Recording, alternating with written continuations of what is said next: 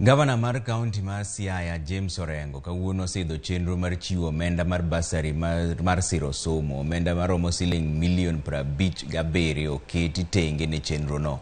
Orengo wacho ni osidho basari kaka yor rapar mar mosenindo Prof Magoha mayande en jatend migawo mar somo. Orengo wacho ni kopogore gi bedo ni en wuod Siaya, Magoha ne otiyo ne Kenya kidienje mopogore kendo kelo dongruok ahinya to e sekta mar somo.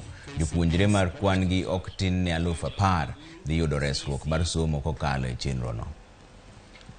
Which stops us from this is 75 million that we are awarding to over 10,000 deserving and vulnerable girls and boys. Nothing stops us from doubling this in the next fiscal to 150 million. Awacho ni nyaka wukodu motegno kabisa iwach somo. To nikech an kaka William Oduol Denge masani iluongo ni Dr. William Oduol Denge, yasachiel ni bed nene okasomo, I would not be standing here in front of you. Daka chung bele uka anan baba na ne joringi umiyo nyithindo mono ema beneficiaries you could nyiri sumuru matek.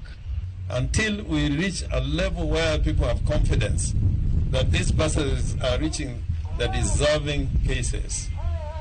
We want accountability to be borne by the county government, the county officials, but also the members of the county assembly to help us bear that responsibility so that no one person, like the chairman of NAD, the executive secretary of NAD was saying, no one person gets double or triple bursaries.